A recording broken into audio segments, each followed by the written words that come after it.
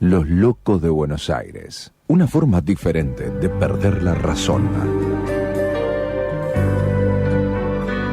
Idea y conducción, Roberto Ruiz.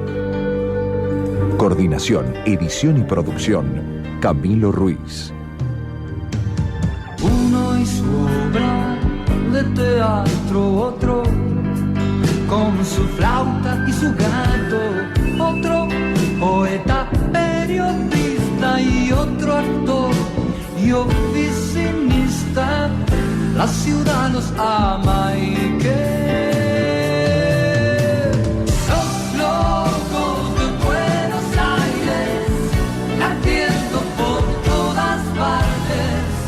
Cuidado con esa gente, no se sabe qué pretende.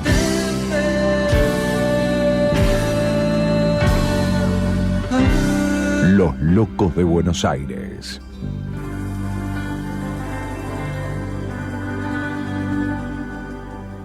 ¿Qué tal? ¿Cómo les va?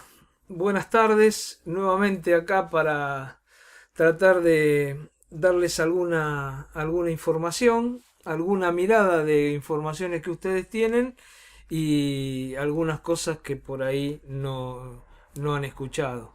Bueno, quiero agradecer a la gente de la tribu, a May, a Diana, a Sole, a Gustavo y a Leandro, a ellos que hacen que este programa se pueda escuchar, y por supuesto acá a Camilo, que como siempre después, hoy me prometió que va a hacer algo de columna de cine, que va a comentar una película, así que vamos a ver si cumple. Yo creo que va a cumplir, aparte de dar por supuesto los números del coronavirus que aparecen como alentadores. Bueno, han ocurrido muchas cosas la semana pasada, mucha movilización, mucho reclamo. Se han conocido algunas cosas que realmente no se debatieron como se deberían debatir, ¿no? Se conoció el índice de inflación que fue un 3%, la inflación ya nuevamente le sigue ganando a los salarios, le sigue ganando a las jubilaciones. Hay una inflación interanual bestial que llama la atención, que digan, bueno, 51 y pico, Macri tuvo 56, bueno, está bien. Evidentemente, si eso va a ser, va a ser lo que prometen o lo que van a hacer de acá en adelante, siempre nosotros somos un desastre. ¿Y vos qué? Y bueno, la verdad que a mí como ciudadano me preocupa. Ayer la escuchábamos a la presidente Fernández de Kirchner ahí que hicieron un acting o un acto para demostrar el aval y sostenerlo a Alberto Fernández.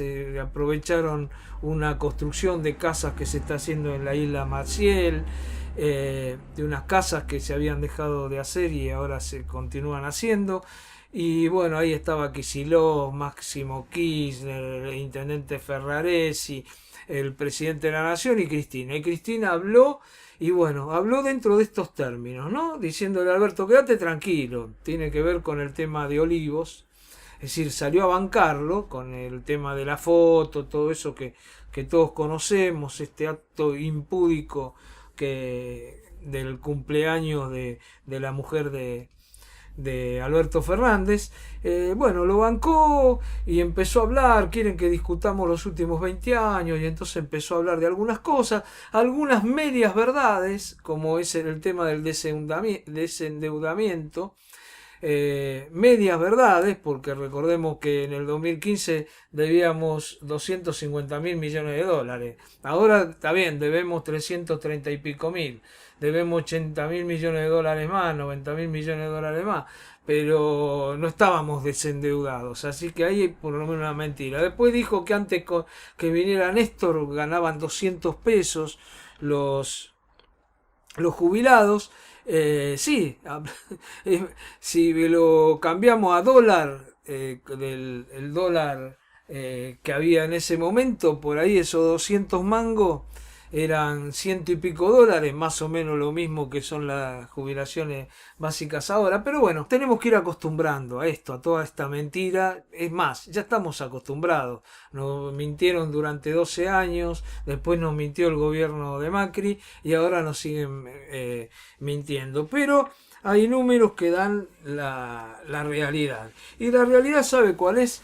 La realidad es estos números que salieron en la oficina de presupuesto del Congreso de la Nación, que dice que en un año, de julio del año pasado a julio de este, dice que se bajó el déficit fiscal. ¿Y saben de qué manera? Ajustando las jubilaciones, un 5,5%, ajustando las pensiones, un 6,3%, ajustando las transferencias para sueldo docente de las universidades, un 11,1%. ¿Qué quiere decir? Con ajuste. ¿Qué está pasando con este gobierno? Que hay ajuste.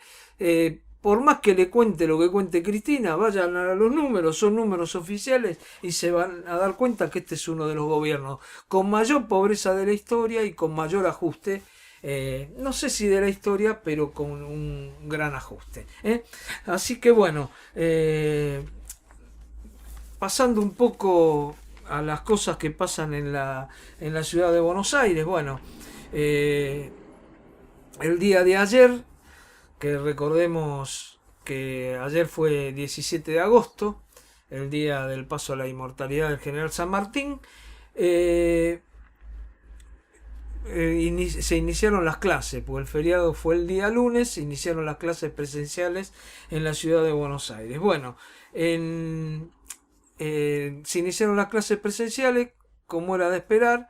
ADEMI llama a un paro porque dice que en estas condiciones no se pueden hacer clases presenciales con todos los chicos en las aulas. Yo lo dije en algún momento en este micrófono, yo tenía mis dudas, pero parecería que con cómo está la situación del coronavirus hoy, y parecería que las clases van a funcionar con la mayoría de los chicos, distanciándose y cuidándose. Recordemos también que en el día de ayer empezaban a funcionar los comedores.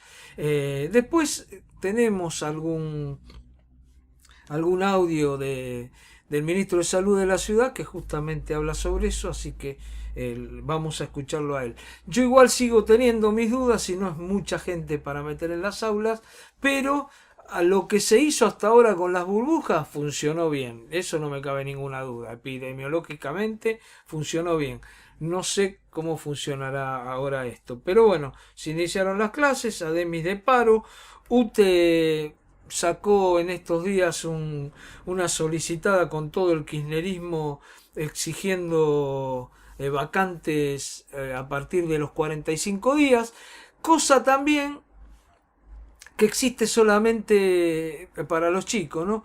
Cosa que existe solamente en la Constitución de la Ciudad de Buenos Aires, que no aparece claramente, pero que dice que se le tiene que garantizar a los chicos que tienen desde temprana edad, se le tiene que garantizar que tengan una vacante en las escuelas. Lo extraño es que a nivel nacional, la última modificación que la hizo Cristina unos días antes de irse del gobierno del 2015 es que las clases son obligatorias desde los 4 años. Entonces ahí surge un problema y hubo un juez que interpretó cuando le reclamaron para los chicos menores de 4 años del Tribunal de Justicia de la Ciudad de Buenos Aires, que dijo que las clases obligatorias son a partir de los 4 años. Y ahí sale una solicitada del kirchnerismo. Bueno, es un tema para que todos tengamos en cuenta. A mí me parece que habría que abrir más jardines y que hay que garantizarle a los chicos de 2 años, sobre todo, porque los de 3 ya prácticamente acá está bastante garantizado. pero que también que habría que hacer una ley nacional para garantizar, si es que está bien que sea obligatoria las clases de los chicos desde muy temprana edad. Bueno, otra de las cosas que pasó, se abrieron nuevas estaciones de subte y ahí hubo un tema con la apertura que, bueno, esta vez los metrodelegados aceptan la vuelta al trabajo en el subte. ¿Por qué digo esto? Porque recordemos que el gremio del metrodelegado, la Asociación Gremial de Trabajadores del subte y del premetro, recordemos que habían estado en contra de que se abrieran más estaciones y de que fueran a trabajar más trabajadores en el subte. Pero bueno, se hizo un acuerdo nacional y los metrodelegados en asamblea votaron que ahora están de acuerdo. Solamente están en contra los de la lista naranja, que le pidieron a la gente del gremio que dieran marcha atrás con la aprobación de la resolución conjunta 4 barra 202 del Ministerio de Trabajo y de Salud Nacional, que autorizó que aquellos vacunados con una sola dosis puedan volver a trabajar, y que esto fue ratificado por el DNU 499 del 2021. Es decir, como ahora lo manda el gobierno nacional, vamos a trabajar, vamos a hacer que funcionen los subtes, no vamos a parar.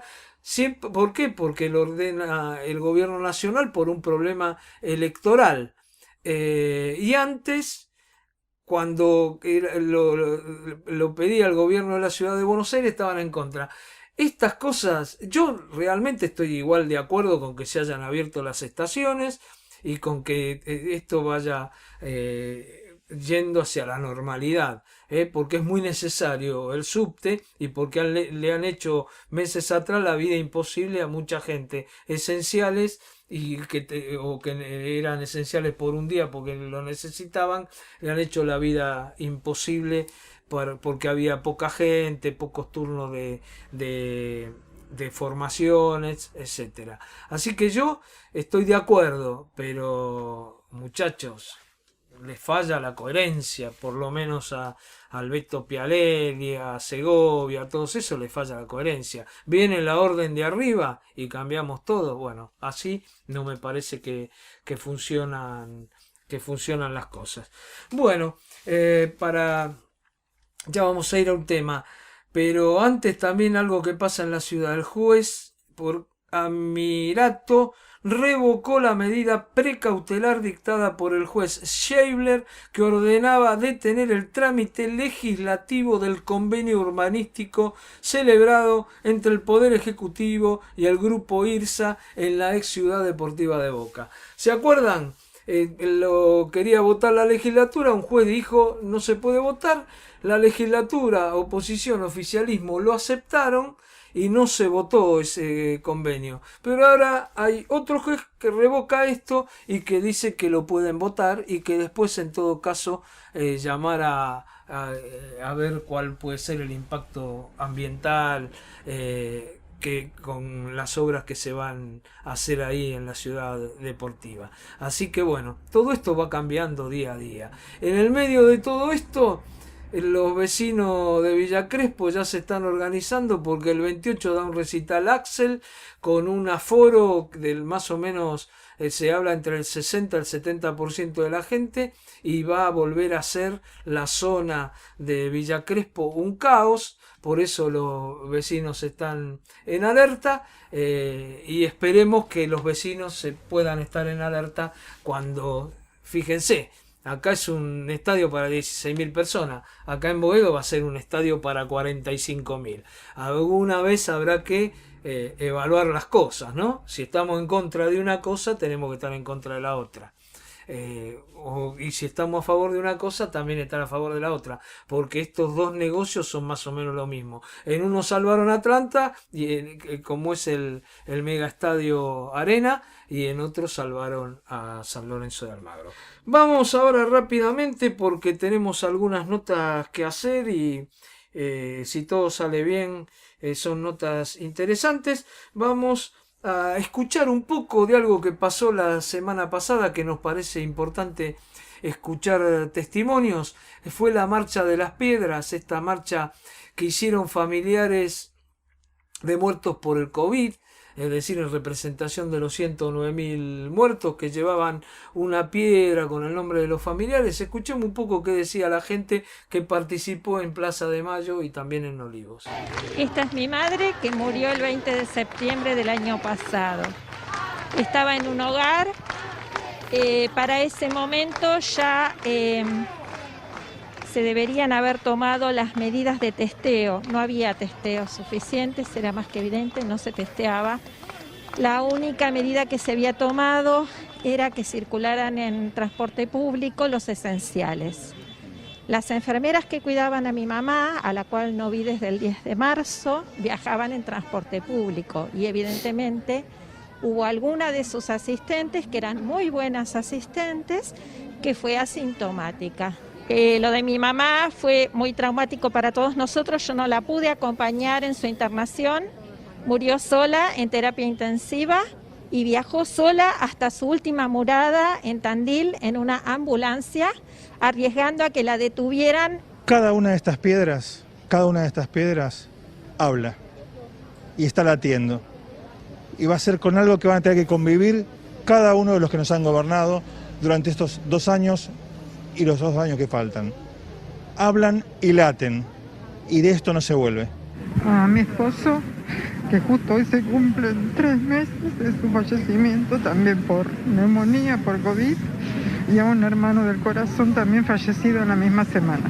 Terrible, terrible, porque lo tuvimos que dejar internado, no se podía visitar, nosotras nos contagiamos todas, o sea que ninguno podía salir, ni siquiera hablar con el médico, y nos daban un parte cada día. Cada día era una novedad. Hasta que el último día, bueno, ya no resistió más y bueno, Dios quiso que fuese así. Y gracias a Dios tenemos su consuelo, ¿no? Pero es una situación terrible cuando vos no podés ir, aunque sea verlo de lejos, que te vea, que te salude, que por lo menos, no sé, una despedida. Y el otro amigo también. Un amigo del secundario de mi esposo de toda la vida, así que era como un hermano, falleció también en la misma semana por lo mismo. Y bueno, es una situación muy fea cuando vos estás solo y no podés hacer nada, porque en realidad no podés hacer nada y dejas a tu ser querido ahí en las manos de los médicos, pero nosotros confiamos en que bueno, estaba en las manos de Dios también, así que eso es lo que nos alienta a seguir, ¿no? Yo le agregaría a esto, nosotros tomamos la explicación de los casos, después la gente hablaba por supuesto en contra del gobierno, porque mientras pasaba todo esto y se morían, ellos hacían festicholas como la de Alberto. Pero habría que agregar a esto también la gente que se murió por no tener la atención que debería haber tenido, aquella gente que venían bien controlando el cáncer pero que no pudieron hacerse los chequeos y murieron, y otra gente que tenía otras cosas que no se pudo chequear, y todas esas enfermedades que no se pudieron descubrir precozmente y que se murieron. Así que creo que los muertos son bastante más. Bueno, vamos a un corte y después quédate, porque ya en la próxima entrada vamos a hablar con Daniela Gasparini, precandidata a legisladora de la ciudad por Alternativa Ciudadana Libre del Sur. Y uno se va de novio con la vida, desterrando una muerte solitaria, pues sabe que a la vuelta de la esquina hay gente que es así, tan necesaria.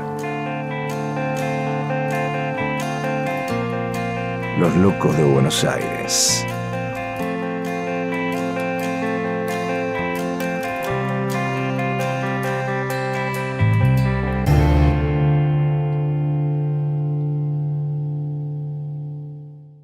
Bueno, llegamos al último bloque. Realmente nos quedaron cantidad de cosas, pero tenemos que dar los números y la información necesaria sobre el coronavirus, y aparte también prometió una columna Camilo, así que hay que hacerla. Pero nos quedaríamos pensando sobre todo lo que dijo Sartelli y bueno, y también por ahí da para en otro momento llamarlo y decirle lo que ayer dijo Cristina, y si eso es un aval real o, como dice Sartelli, por un lado lo atacan a Alberto Delía, lo ataca a Eve de Bonafini, y si no se está preparando esto que decía Sartelli. Pero bueno, vamos a cambiar de tema y seguiremos igual hablando de todo esto, porque el futuro de la Argentina está en disputa, y esperemos que alguna vez desde el pueblo podamos jugar algún partido en ese futuro. Bueno, vamos, si te parece, Camilo, lo escuchamos a Fernán Quirós, que habla un poco de qué pasa con la variante Delta, vacunas y también con el tema de la presencialidad en las clases. ¿Te parece? Dale. Lo primero de la variante Delta en la Argentina, lo que hasta el día de hoy sabemos es que es una variante que ya se han diagnosticado unas 150 personas que volvieron de viaje y que traían el virus, que han podido ser bloqueadas y aisladas. Algunas personas en el orden de 20 a 30 que han sido contactos estrechos, es decir, han estado con el viajante, tanto se han contagiado. Algunas personas de segundo contactos estrechos en Córdoba que han dado positivo, y otras sin un vínculo epidemiológico claro con un viajante, que son 2 casos en la ciudad de Buenos Aires. Es decir, que sabemos que la variante Delta está muy cerca de lograr la circulación comunitaria, y como yo decía, Alejandra, hoy temprano, la circulación comunitaria es progresiva, siempre tiene unas primeras semanas que va ascendiendo en cantidad, y para la cuarta, quinta y sexta semana empieza a ser la variante predominante, ¿no es cierto? Y allí es donde es capaz de provocar un poco más de contagios e incluso una tercera ola. De manera que lo que nosotros tenemos que trabajar ahora intensamente en las semanas que quedan es en completar la vacunación. En la ciudad de Buenos Aires, como ustedes vieron, nosotros tenemos el 88% de los mayores de 18 años ya vacunados, es decir, que estamos muy cerca, aplicando, nos quedan unas 100.000 primeras dosis para poder llegar a un nivel de vacunación de primeras dosis altísimo, de muy buena protección, y luego nos queda 1 millón de personas que ya tienen la primera dosis y que le tenemos que dar la segunda. Varias semanas de trabajo intensivo. Y eso es lo que vamos a hacer. Vamos a ofrecerle a todo el mundo estos días, en la medida que el Gobierno Nacional nos entregue las vacunas. Esperamos, como ya le conté, a partir de este fin de semana que viene, entregas de cantidades importantes de Sinopharm y de AstraZeneca. Eso nos va a permitir rápidamente ponernos al día con los grupos que hoy están esperando, y lo que tenemos que hacer es lograr esa vacunación para evitar que esta variante Delta, cuando circule, genere daño, porque circular en las próximas semanas va a circular. Es importante que nosotros estamos en la tercera semana de progresión en la intensificación de la presencialidad de los chicos, ¿no? Ya hemos visto y sabemos, y cada vez es más conocido en todos los países del mundo, el daño que han sufrido los niños por la falta de presencialidad, ¿no? Así que estamos haciendo un camino cuidado pero progresivo de intensificación de la presencialidad. Esta es la tercera semana, ya hemos hecho 2 semanas previas y hemos estado evaluando no solo la situación epidemiológica, sino los nuevos contagios que han ocurrido en el escenario de la ciudad.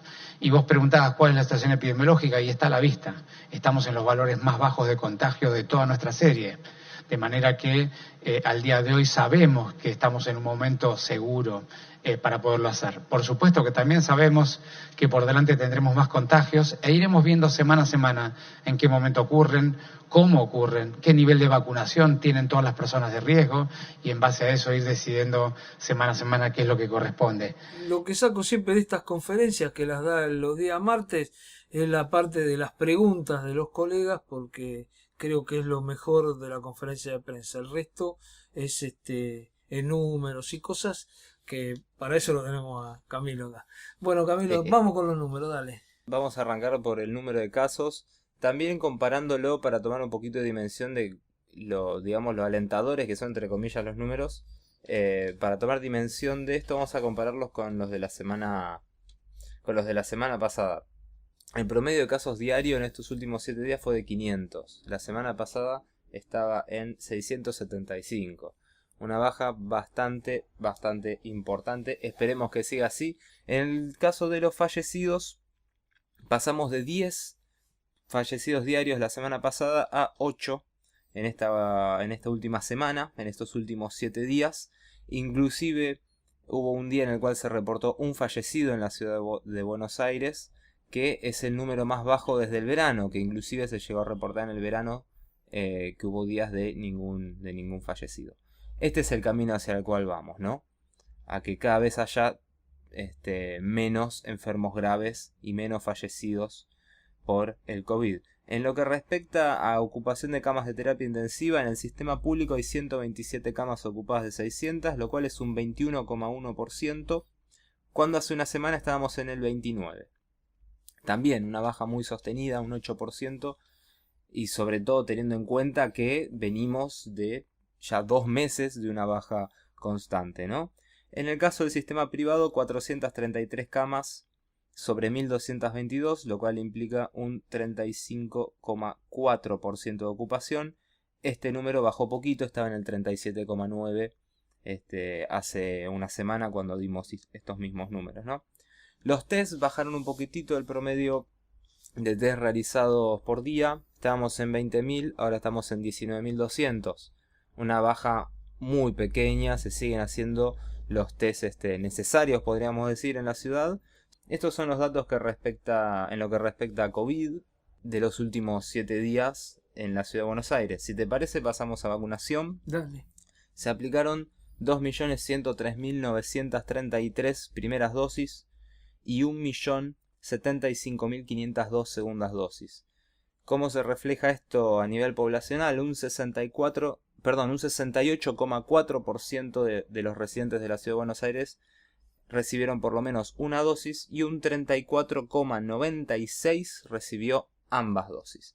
Hace una semana estábamos en primeras dosis, estábamos en el 67,8%. Subió muy poquito, se dieron apenas unas 30.000 primeras dosis se dieron durante la semana pasada en la ciudad de Buenos Aires. Un número que no creció mucho. Ahora, si vemos el número de segundas dosis dadas, pasamos de 900.000 la semana pasada a 1.075.000. Se dieron poco menos de 200.000 segundas dosis, lo cual es un número alentador, ya que lo ideal, lo sabemos hace muchísimo tiempo, completar el ciclo de la vacunación, ¿no? La vacuna viene con unas instrucciones, bueno, cumplir con esas instrucciones. Es así de sencilla la cuestión. Y ya que estamos a nivel país, se dieron 26.708.012 primeras dosis y 10.290.472 segundas dosis. A nivel poblacional, 58,85% recibió una dosis y un 22,67% recibió ambas dosis. Como vemos, los números de la ciudad siempre lo que se dice es que a medida que llegan las vacunas, automáticamente se aplican, se dan los turnos y se aplican. Parece que este sistema no se ve reflejado, y bueno, entrando en cada una de las provincias, queda en evidencia que no se ve este sistema reflejado en el resto del país, ¿no? Y lo vemos a través de los números, que son bastante claros. O no computan aquellas vacunas que están aplicando, que no es lo ideal, por supuesto, pero bueno, tema de ello. Por supuesto, puede pasar. Es más, inclusive la vacunación libre, esa famosa vacunación libre, qué sé yo, no sé. Sí. Me parece que está muy bueno que vaya y que el que no se la puede dar, que vaya y se la dé y todo, pero me parece que también en estos momentos me parece que significa un poco, o mejor dicho, es un signo de un poco de desorganización, ¿no? Mismo inclusive salieron a decir que se habían equivocado y que habían dado primera dosis de una y segunda dosis de otra, un montón de esas rarezas, que inclusive hubo gente que las reivindicaba, como diciendo qué coraje que tuvieron. Mil hicieron estudios con eso. Claro. Una barbaridad, Bueno, entonces me parece que son más signos de la desorganización. Pero bueno, ojalá todos en todo el país puedan acceder fácilmente a una vacuna y que sea lo más rápido posible, ¿no? Y no solamente a una, sino a ambas dosis de la vacuna. De la vacuna que sea.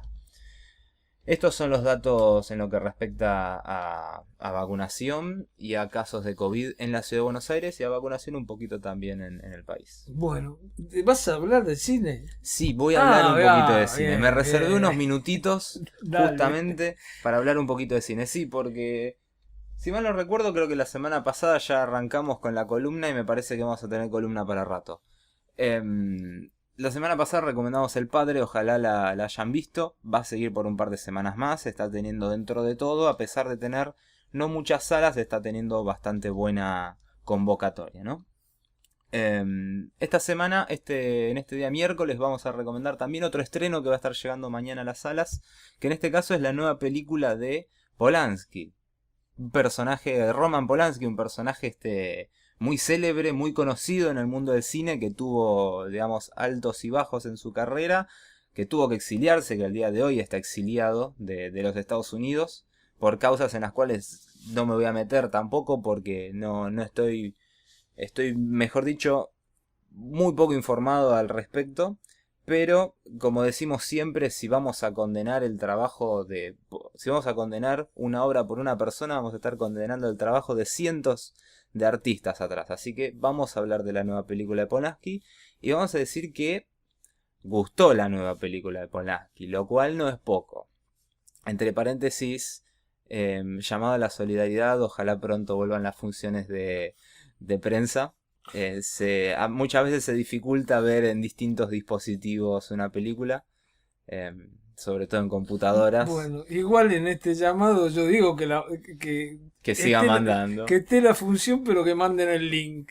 Claro, yo quiero clases presenciales. Después, si alguien necesita la clase virtual, para aquel que no desea ir presencialmente, bueno, está también la opción del Zoom. No es lo mismo, no vayamos a un debate que no quiero dar. Vamos. Por supuesto que no es lo mismo, pero bueno, son experiencias distintas también en lo que respecta a ver una película en el cine o verla en el dispositivo que uno le sienta más cómodo. ¿De qué va la nueva película de Polanski? Que todavía no dije el nombre. J'accuse. No, es con J. J'accuse. Yo acuso. Yo acuso, sería claro. Que está inspirado en un célebre caso hasta el cual hasta hace una semana no tenía ni idea de la existencia, del caso Dreyfus, que es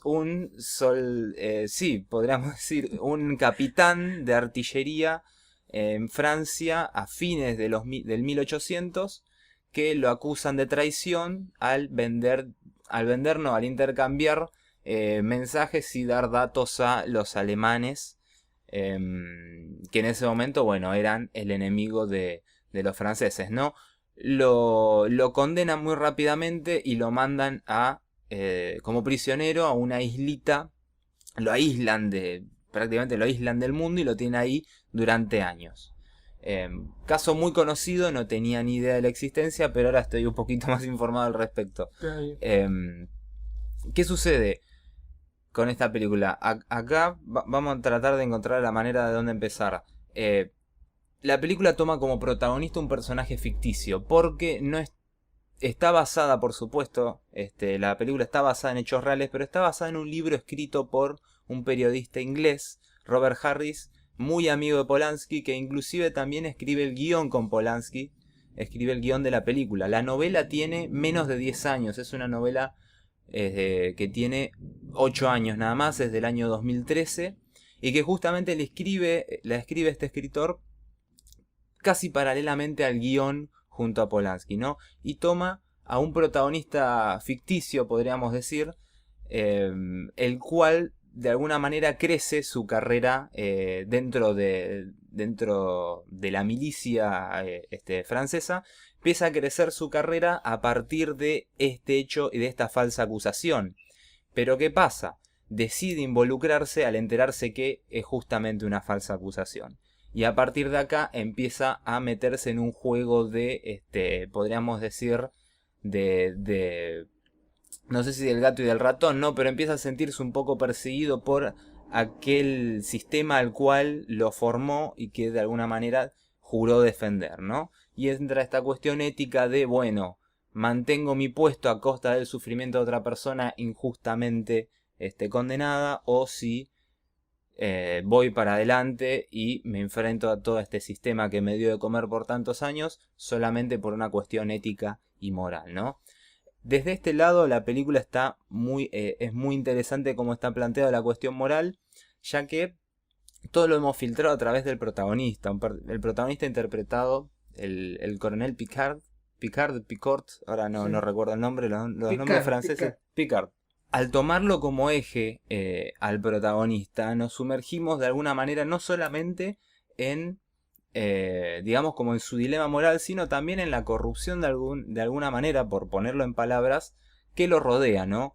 Cómo la mentira se la trata de llevar hasta las últimas consecuencias. Y no solamente se la trata de llevar, sino que parece que inclusive cuando la mentira es acorralada de alguna manera por la verdad, parece que se encuentra su camino para seguir justamente ensuciando el nombre de una persona inocente, ¿no? Y también, ¿por qué no?, para proteger a terceros, porque tal vez hay intereses cruzados, ¿no? Toda la cuestión moral ética está tratada de una manera muy interesante, algo digno de un thriller, podríamos decir, de un thriller político entre comillas, y todo lo que es la reconstrucción histórica está hecha de una manera muy sutil. Uno siente que, por más que Polanski se nota que es un director que fue moderno en su momento, en los años 60, con películas como, no sé, El cuchillo bajo el agua, por ejemplo, con el paso del tiempo parece que esas formas audiovisuales quedan tal vez un poco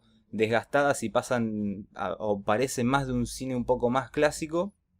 Más allá de eso, se las rebusca de alguna manera Polanski para ser no muy, digamos, no muy estático visualmente, como sí lo son otros directores más que tienen años y años y décadas de carrera, pero a la vez también hace una, digamos, clara representación de lo que fue, de lo que eran esos años, ¿no? Por supuesto, estamos hablando de una película de una historia que toma lugar a fines de los 1800, no va a haber mucha cámara en mano, no van a ser planos muy cerrados, no va a ser una estética mucho más moderna en el sentido de siglo XXI, una estética digital y demás. Que en parte sí lo es, y eso es lo de alguna manera con nuevos recrear muy bien esa como idea, podríamos decir, clásica, inclusive hasta un poco renacentista de lo que fueron esos años, ¿no? Que ya los tenemos un poco lejos. Pero bueno, les recomiendo que vean la nueva película de Polanski, porque la verdad que es un thriller muy atrapante, la van a pasar muy bien y vale la pena disfrutarla en una buena sala de cine. Acuérdense, J'accuse, el espía y el... no me acuerdo con el subtítulo, el espía... No, el oficial y el espía, ahí va, J'accuse, basada en el caso de Dreyfus, la van a encontrar en las mejores salas de cine de la ciudad y del país. Acuérdense, mañana 19 de agosto va a estar estrenando. Bueno, un tema interesante, aparte había un famoso libro de Émile Zola que aparece en la película. Exactamente, en el juicio. Exactamente, Émile Zola lo que hace es escribir un panfleto, digamos, que lo hace en público, e inclusive Émile Zola, que fallece porque se le tapa una chimenea en la casa y fallece en 1902, se dice que, esto es una teoría, se dice que justamente lo mataron por haber declarado a favor de Dreyfus, del tipo que estaban falsamente acusando. Gracias, Camilo, se nos terminó el programa, esperemos que le haya servido, nos quedamos con mucha información, se la daremos el miércoles que viene. Chau. Los Locos de Buenos Aires, 30 años.